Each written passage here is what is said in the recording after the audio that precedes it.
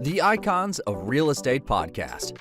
Are you ready to learn the proven money-making secrets from top-producing Icon agents? Ready to skyrocket your business? This podcast is for you.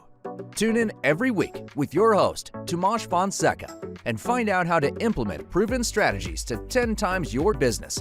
From $3 million to $30 million in just 12 months. Brought to you by the Masters at Real Estate Marketing, Ardor SEO.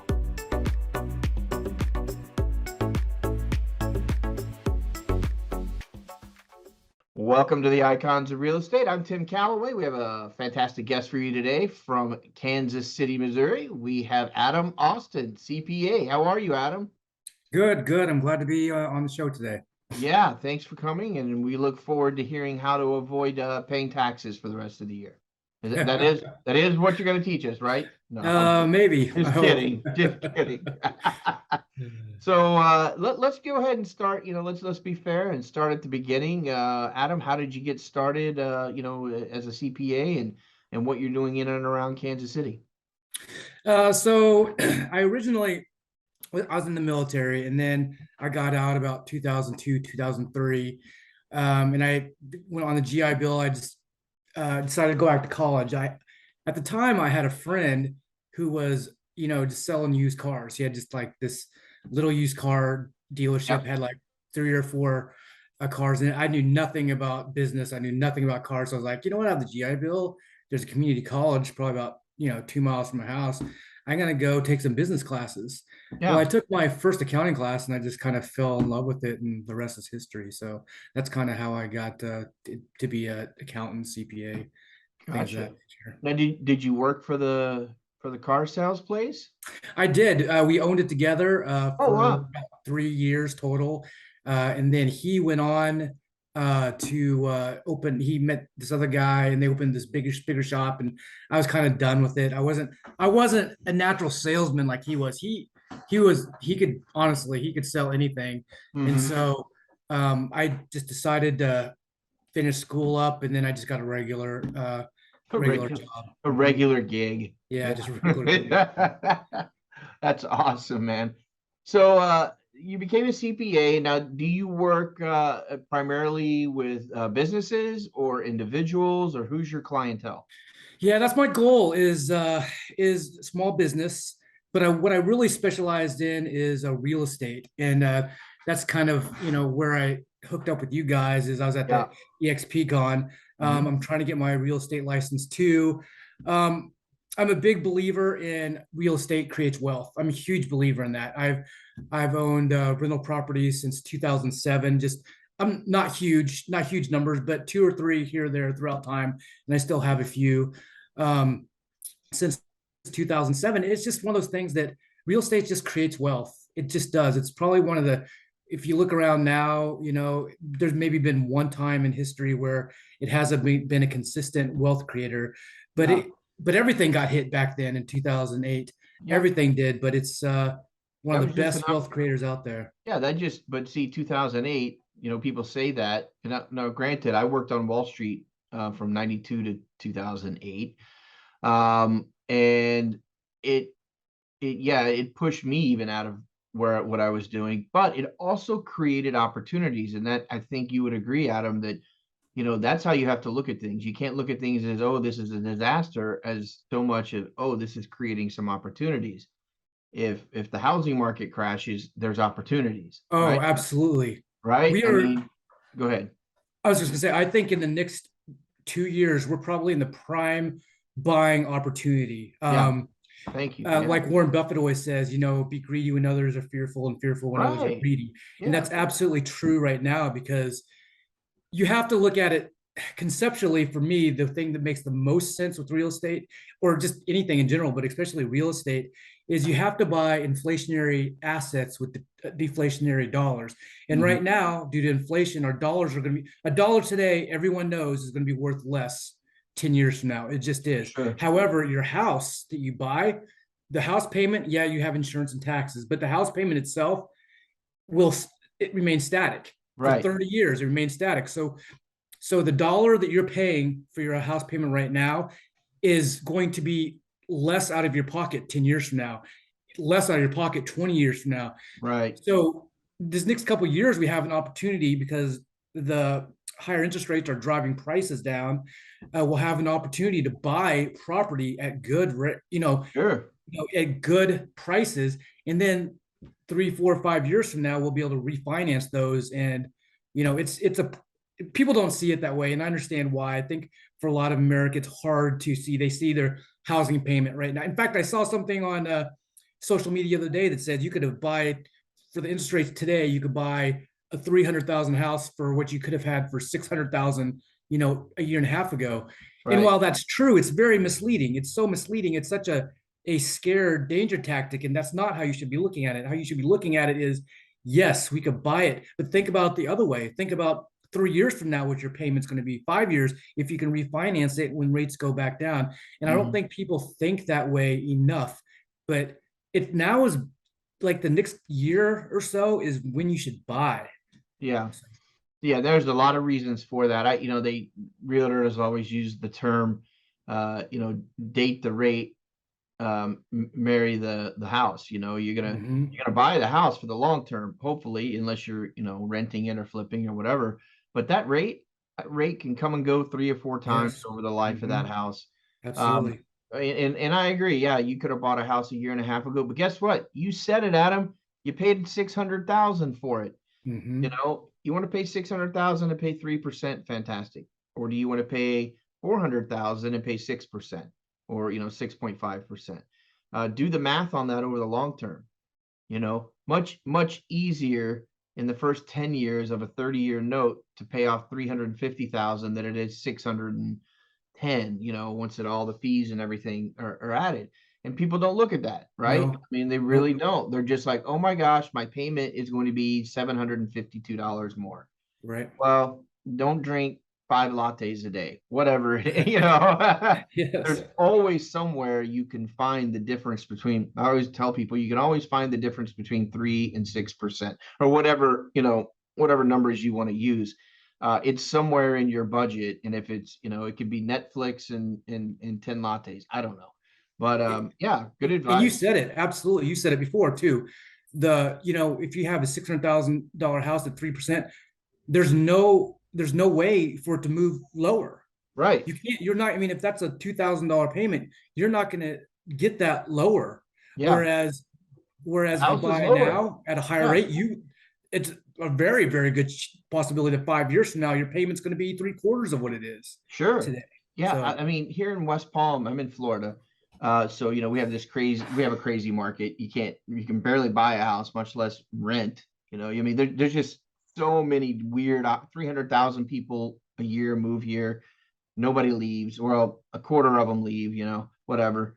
But for the most part, we have a problem. Same with California, some other places. But nobody's moving to California. So we tell this story to each other all the time, right? It's like, buy what's available as best you can, because the past 10 years have told us the next 10 years aren't going to be much. Hurricanes don't scare people, for whatever reason. Hurricanes don't scare anybody. Giant mosquitoes don't scare anybody. Alligators, snakes, and everybody wants to live in a sunny state where there's water. No offense to Kansas City, it's a beautiful city. I love it. But that's one of the reasons, California is so popular. It's one of the reasons the East Coast has always been so popular, is we're about to see the biggest boom of retirees in history. And what have people been trained to do when they retire? Move down to La Boca Vista or wherever, and get in on some of the sunshine for those next golden 25 years. Now it's 35 years. People are living even right. longer. You got people 60 years old getting new mortgages, and that's it's crazy. So you bring up some great points, Adam. I love it. It, Uh, so we talked about a little bit who you worked with, and we got off on a tangent, or I did. I apologize. Um, so how are you going about finding businesses to work with? Is it primarily, are you focused only on Kansas City, or are you nationwide, or? I try to be nationwide more. I try to find clients. I go to a lot of events, like EXP was one. Right. I go to Best Ever Conference. I don't know if you know what that is. It No. was in Denver last year. I think it's going to be in Salt Lake. Because I try to connect with people who invest in real estate again, because I think real estate is the wealth creator. Yeah. And try to find clients there and talk to them about, hey, you know, own your if you want to move to Florida when you retire, own it in an IRA, own it in a Right. Roth 401k, Nice. right? Yep. So when you retire, you can just take that out tax free. I mean, just, and I try to like inform people of things like, you don't have to 1031 until you drop. I Yeah. mean, you can look at economic recovery zones. You can look at charity remainder trust. There's all these other vehicles out there that you can look at. And so I kind of just try to put myself out there a little bit, and just so people can contact me and say, hey, I know you're talking about, this is an option. Tell me more. And that's kind of the goal.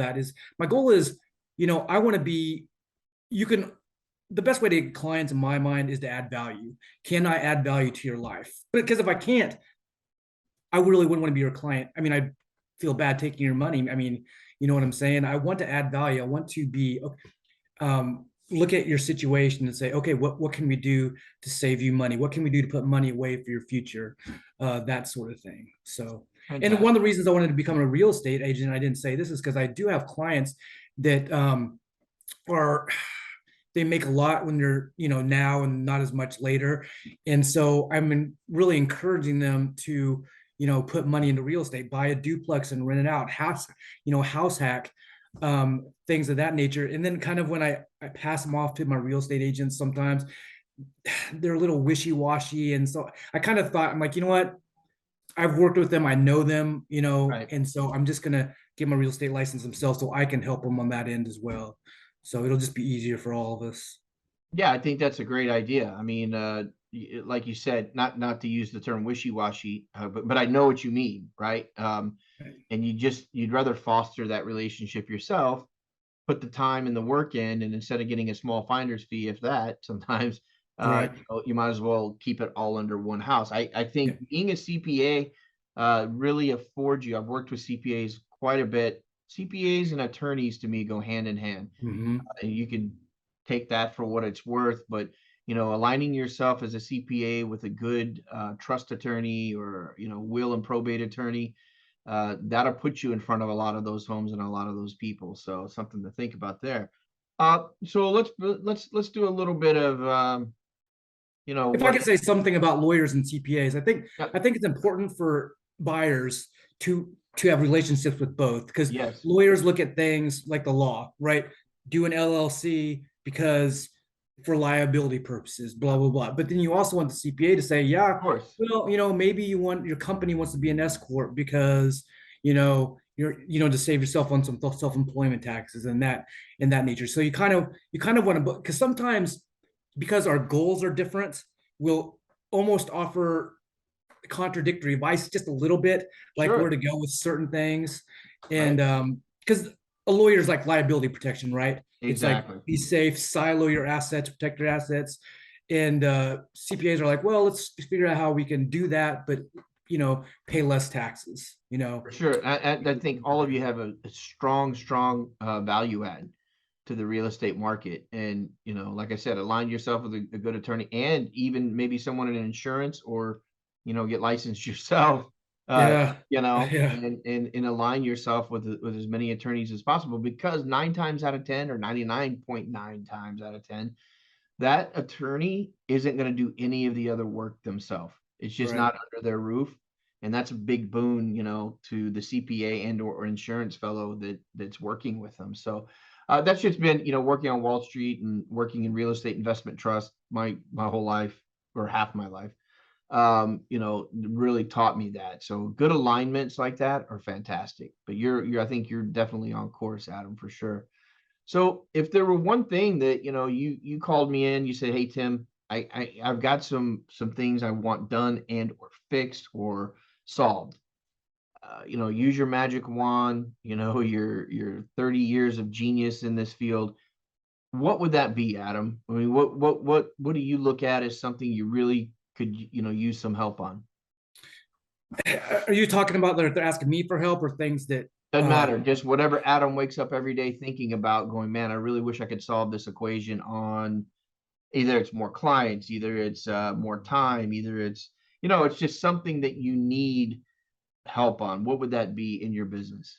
I just think honestly, just getting the word out there, right? The word out there about S corps, and just an example of that would be just any tax thing. But an example of an S corp would be, like if you talk to a mortgage broker, uh, if a client has 10 properties, they may say, hey, why don't you wrap those up in an S corp, you know, and start all over with, because then that starts because you can only have 10, regular loans. Mhm. And so a mortgage broker would tell a client that, but we'd have to say, whoa, wait, hold on a second. If you put those in an S corp, you're not getting them out. I mean, are you just Right. holding them there forever? I mean, there's a lot of things to think about. And so, and everybody knows that anybody involved in real estate, even a little bit, knows about the 1031. But Mhm. there's just so many other options out there, other than, continually rolling your profits in, your basis in, your profit in from one deal to the other. And there's so many people that overpay, trying to get, because you have to have your deal closed. You have to meet, your equity requirements. You have to meet your price requirements. You have so many requirements and you have a timeline. So a lot of times they overpay, and you don't have to do that. There's other options. Perhaps 1031 still is the best option for you, but that's not necessarily the best option. And for Gotcha. real estate agents, again, I would just emphasize, I think that what we started the conversation talking about at first, just the understanding how money works and how real estate works, just really understanding that and grasping the concepts of, yes, interest rates are higher. Your payment is going to be higher for less now, but but in some ways that's better. In Yeah. some ways that's better. So Gotcha. Yeah, totally understandable. So let's put our prognostication hats on here for a minute. And I want to hear what Adam has in store for us maybe over the next year, 3 years, 5 years. I mean, what's the near-term goal, midterm, and then what's the end game for Adam? the end game is just to keep going to these conferences, educating people, finding clients, helping out real estate clients, small business clients, um, just helping them out. Especially, I think that these next coming years, the small businesses are going to need a lot of help, Yeah. because I think that if they started in the past 3 to 4 years, they're kind of used to doing it one way, and it's worked for them. It's worked for them. So in a lot of instances, they're going to be hard to convince to change some things, because what they've done has so far has worked and they've been very successful at it. But maybe that is not going to work going forward. And I think that if you can get in their ear and convince them and show them how maybe they do need to tweak a couple things here or there, that could maybe save their business in the upcoming years. I don't Right. know. No one has a magic ball, but it is going to probably be a little bit more difficult Yeah. to stay afloat. Sure. For sure. How would people get in touch with you, Adam, if they wanted to work with you or have a conversation about their situation? You can email me. The easiest way is to email me at adamaustin.cpa@gmail.com. Again, it's adamaustin.cpa@gmail.com. You can also go to my website, adamaustin.com. And you can email me from there and can just kind of look around and see the services I provide and what I can offer you. Um, One thing I kind of do want to say real quick is I think that small businesses going forward are going to have to take a really hard look at their overhead costs and take a look, really you're going to have to know where your money comes from and where it's going in the future. I think you're really going to have to understand that. And a lot of, I think, business owners concentrate on revenue and expenses that they pay for cost of goods sold. Like, if you're selling widgets, how much does it take to get out the door, advertising execs, but I think that you really need to look at your fixed costs, your sunk costs too. And you have to develop a fully burdened labor rate so you know exactly how much you need to be selling to break even and how much after that is going to make. You're going to have to, in the past, businesses have been successful not doing that, but I think going forward, you really have to know where your dollars and cents are coming from and going out, and you're going to have to do that analysis, because maybe you don't realize that XYZ overhead cost is really, and if you save that much, it impacts your bottom line tremendously. But I think, like I said, a lot of business owners look at the revenue and how much it costs to get that widget out the door, and they don't really account for, some of the other sunk costs that they can adjust a little bit here or there. Great advice. I usually have someone kind of give their last thoughts at the end of the show. You didn't even know that, and I think that's enough right there. So that was good. Good finish. Adam, thanks so much for being on the show. Thank you Really for having me. appreciate your time, and I think it's great knowledge for everybody. Adam, have a great rest of the week. I look forward to talking to you again in the future. Thank you. I appreciate it. Have a good one. You as well. Thank you.